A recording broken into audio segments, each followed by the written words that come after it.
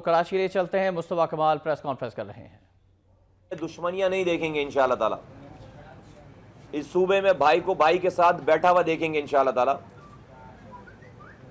और मैंने हैदराबाद मीरपुर खास में भी ये बात की, मैं रिपीट करता हूं उस बात को, अपने खास तौर पर अपने सिंधी बोलने वाले सिंधियों से कि अल्ताफ हुसैन साहब की तकारीर को बहुत ज्यादा सीरियस ना लें।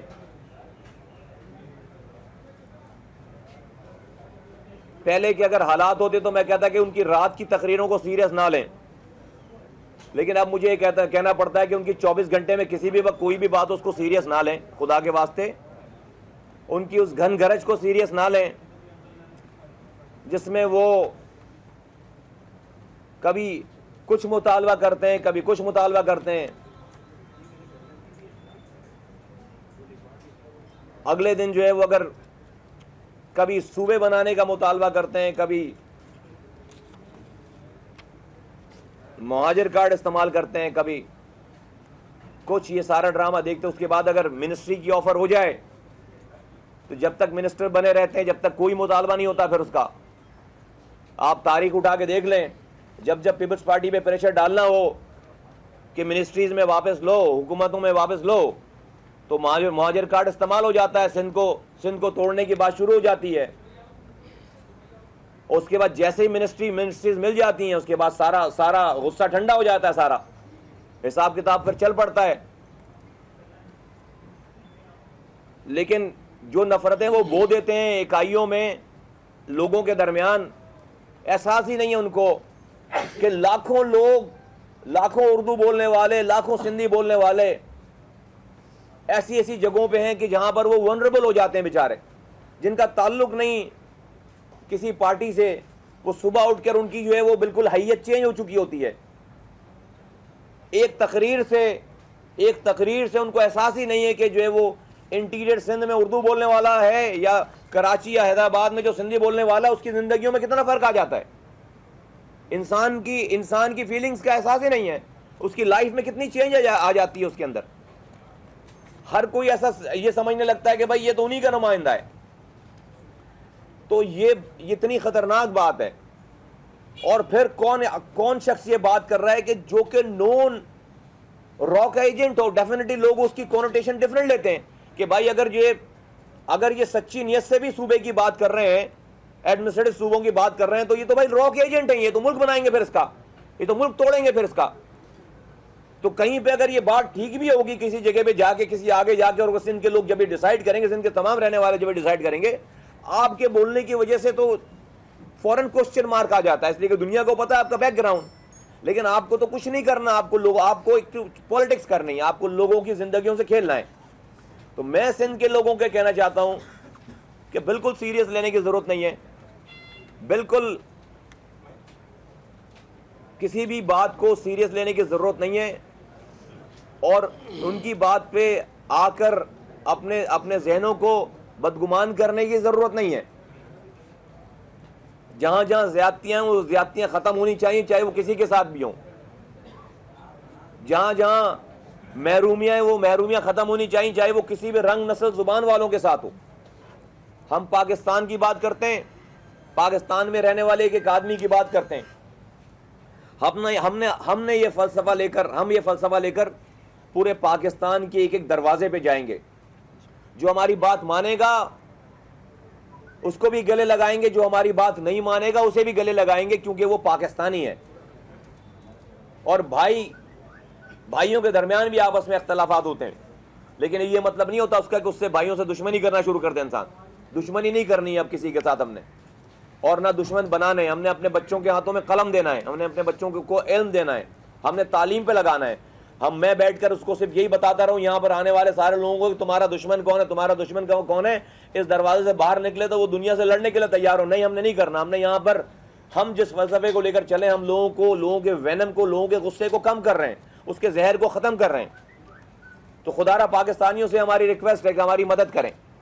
हम पाकिस्तान में एक ऐसी सोसाइटी बनाना चाहते हैं कि जहां पर टॉलरेंस हो, जहां पर बर्दाश्त हो, यहां पर दुश्मनी ना हो, रंग, जुबान, नस्ल, जहां पर मसलक के बुनियादों पे कोई किसी को मारने वाला ना हो। इसलिए हमने इस पार्टी का झंडा नहीं बनाया।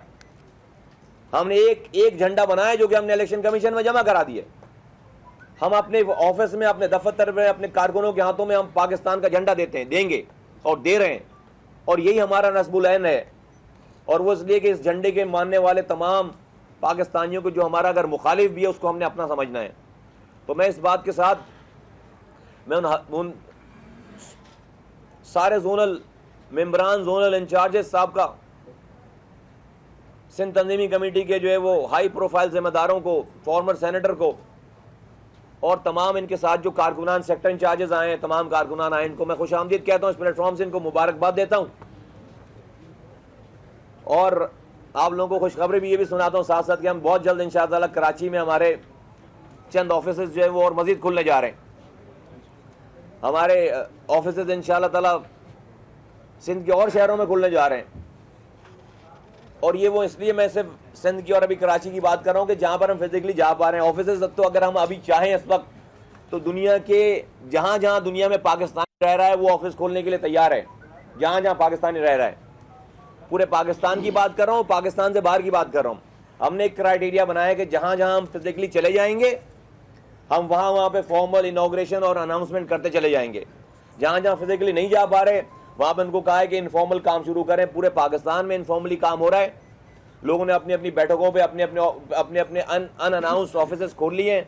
हम जो है वो दुनिया भर से स्काइप पे जो है रोज़ाना हमारी 3-3, 4-4 मीटिंगें हो रही हैं। लोग जमा करके Saudi Arabia, England, America, Canada, पता नहीं कितनी अभी तक हम जो है वो स्पीचेस कर चुके हैं, वहाँ पर बात कर चुके हैं मुख्तलिफ ग्रुप से, मुख्तलिफ लोगों से।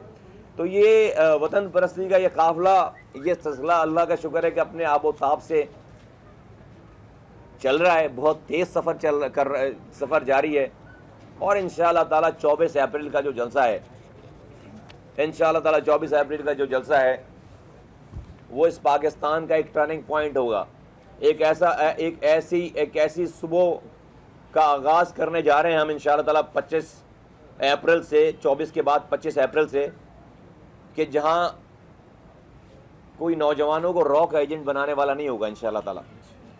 जहां कोई नौजवानों के हाथों में बंदूक देकर उसको अपने मकासद के लिए टारगेट किलर बनाने वाला नहीं होगा इंशाअल्लाह ताला। जहां कोई भाई को अपने मकासद के लिए भाई को भाई से लड़ाने वाला नहीं होगा इंशाअल्लाह ताला।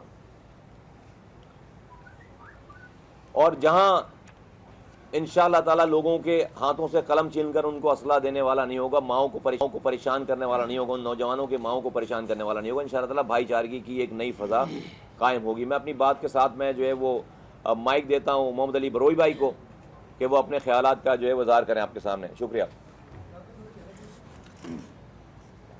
औज़ु बिल्लाहि मिनश शैतानिर रजीम, बिस्मिल्लाहिर रहमानिर रहीम।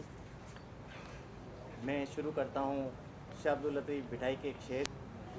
साइम सदाई करी मथे सिन सुकार, साइम सदाई करी मथे सिन सुकार, दोस्त मिठा दिलदार आलिम सब आबाद करी।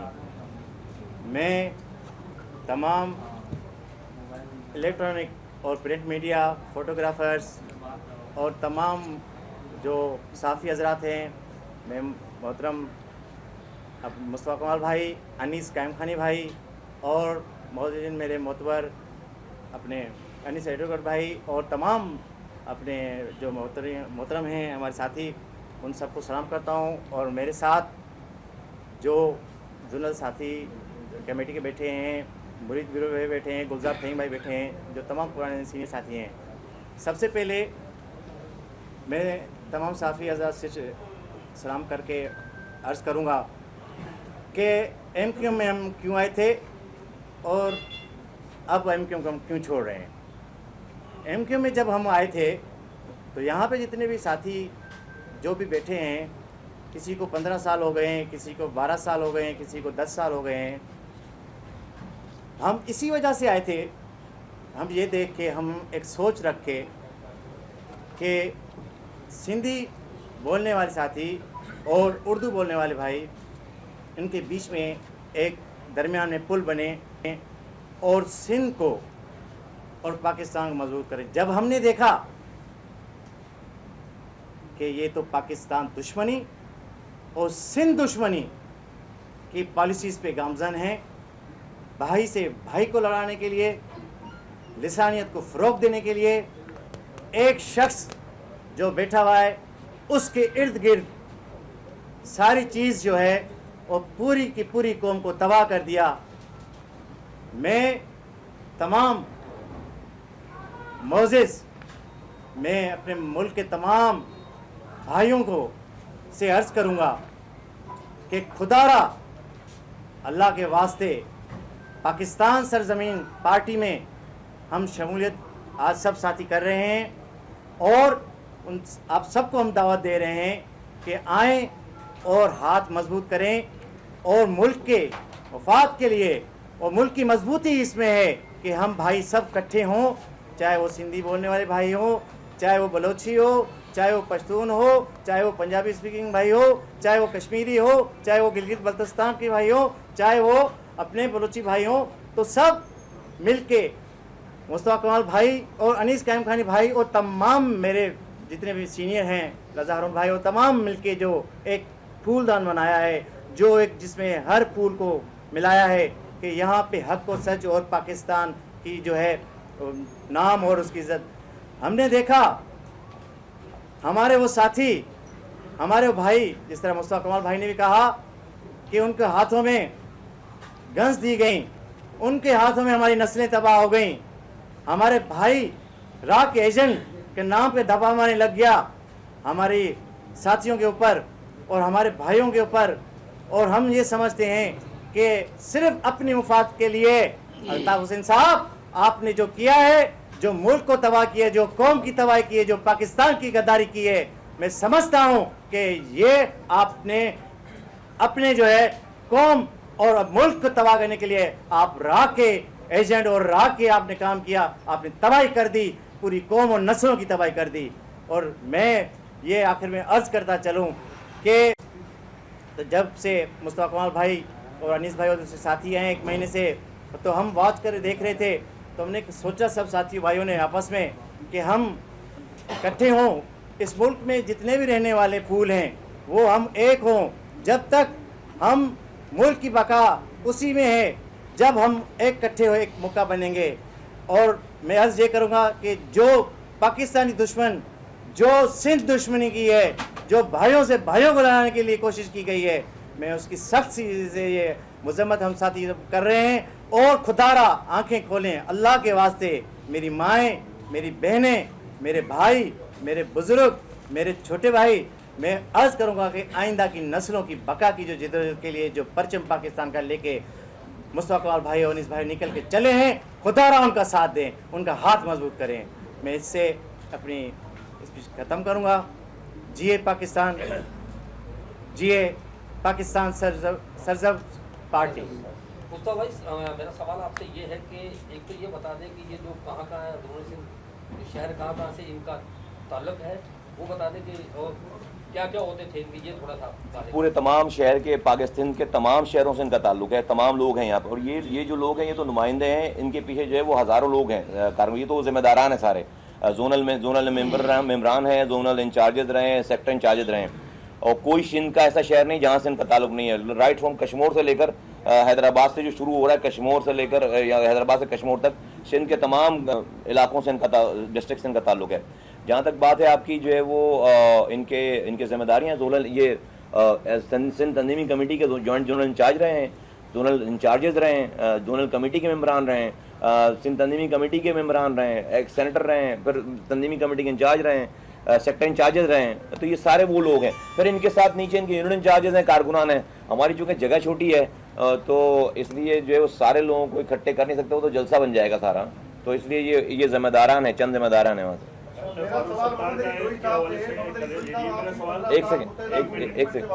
एक सेकंड डॉक्टर फारूक सत्तार ने इल्जामात आए कि आपको पता चले करप्शन, लूटमार, चाइना कटिंग के आपके इल्जामात लगाए, दस्तावेजात मौजूद है, उनका कहना है उनके पास है, उनके पास दस्तावेजात मौजूद है। और क्या आप भी वो मासूम आदमी हैं? हाँ बहुत यार, ये बात करने वाला मासूम ही हो सकता है ना, ये वाली बात करने वाला डॉक्टर फारूक सत्तार मासूम ही तो हो सकता है, और कौन हो सकते हैं।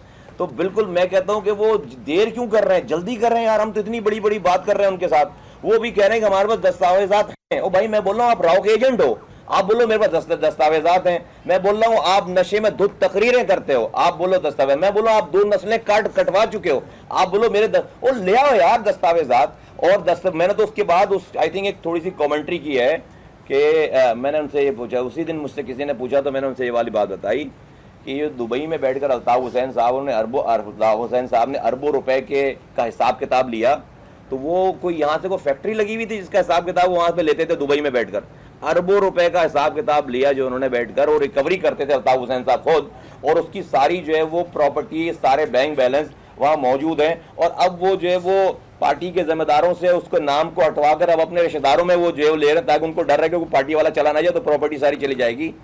तो वो पैसे जो है वो किधर से आए, जरा उसके ऊपर फारूक सत्तार से जरा पूछिएगा ये वाली बात है। नहीं मेरा सवाल ये है कि मोहम्मद अली फरूक साहब से सवाल है कि आप 15 साल वाबस्ता रहे मुत्तहिदा कौमी मुल्क से और बड़े बड़े उहदों पर भी रहे, सेनेटर भी रहे, वो कौन से काम हैं जो आपसे करवाए गए जिस पर आपको पछतावा है, आज आपको उनके सामने क्या उसका इखलास है? मैं अर्ज़ करता जाता हूँ कि 2002 में शमूलियत जब मुत्तहिदा कौमी मुल्क में हुई, उसके बाद 2003 के एंड में से लेके 2009 तक सेनेटर भी रहा, अंदरूनी सिंध तंजीमी कमेटी का रुकन भी रहा,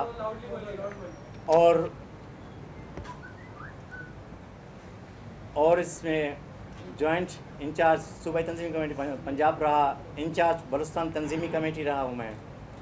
असल में गुजारिश में आपसे पहले ही कहता गया कि जब सारे हम जितने भी सिंधी बोलने वाले भाई हैं, हमारे आने का मकसद सिर्फ ये था, हमारे आने का मकसद ये था कि हम सब भाई मिलके एक दूसरे की जो अगर जो बीच में खिला है वो उसको पूर्ण करें, और एक ब्रिज का काम करें कि हम यहाँ पे सिंध में रहने वाले तमाम कम्युनिटी, उर्दू बोलने वाले भाई और तमाम और कम्युनिटी के, हमारी एक सबकी ये कोशिश रही कि हम एक ब्रिज का काम करें और लेके चलें। मगर क्या हुआ, हम देखते रहे, हमें किसी भी उसमें सिंधियों को सिवाय टिश्यू पेपर के अलावा कुछ नहीं समझा, और उर्दू बोलने वाले भाइयों को भी यही इस्तेमाल किया गया कि जो भी पॉलिसीज़ हैं सिवाय एक के चंद 1-2 रख लिए कि पंजाबी स्पीकिंग को उर्दू स्पीकिंग, जो सिंधी स्पीकिंग, मगर जो पॉलिसीज़ उन्होंने इस्तेमाल की वो जब हमने सब साथियों ने देखा कि वो मुल्क दुश्मनी और सिंध दुश्मनी की तरफ जा रहे हैं, भाइयों को भाइयों से लड़ाया जा रहा है, तो हम सब ने मिलकर ये फैसला किया कि हम बहुत यानी कि नुकसानात और अपनी ज़िंदगी की पूरे टाइम दिए। हमारे सीनियर्स हैं, हमने देखा कि पाकिस्तान के लिए पाकिस्तान दुश्मनी चल रही है, सिंध दुश्मनी चल रही है, तो हम सब ने एक तय किया कि हम जाके पाकिस्तान सरजमीन पार्टी में जी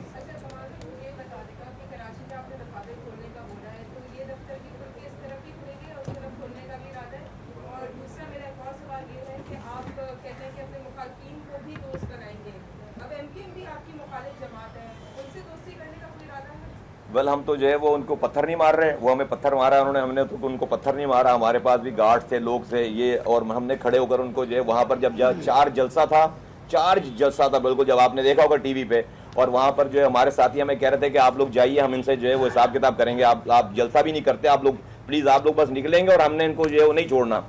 तो हमने जानबूझकर जलसा किया, हम रात रुके और हमने जो है वो उनको कहा खबरदार, इन पत्थर मारने वालों के हाथों में भी फूल होगा इंशाअल्लाह ताला, एक टाइम है आएगा, अभी हम जा रहे हैं, दोबारा जा रहे हैं मेरे ख्याल, इन हाथों में फूल होगा। और हमें पता है कि 4 दिन से वहां पर अल्ताफ हुसैन साहब एक गली में बात करें, एक लड़के से जिनसे उन्होंने कभी इनका नाम भी नहीं सुना होगा, उनसे भी बात की और उनके आगे रोए गाए कि सबको बेटा बना लिया, सबके जो 10-10 साल पहले जो लोग जिनकी डेथ हुई थी उनकी ताज़ियतें उन्होंने 10-10 साल के बाद की हैं, मेहनत की काफ़ी ठीक ठाक उन्होंने, उस पर जो है वो चंद नौजवानों को यकीनन खड़ा किया उन्होंने और खड़े करके। लेकिन हमने कहा खराश नहीं आनी चाहिए उनको, जाने के बाद पत्थर के जवाब गाली से भी नहीं देना, खराश नहीं आनी चाहिए, और हमने कोई रिटेलिएशन नहीं की।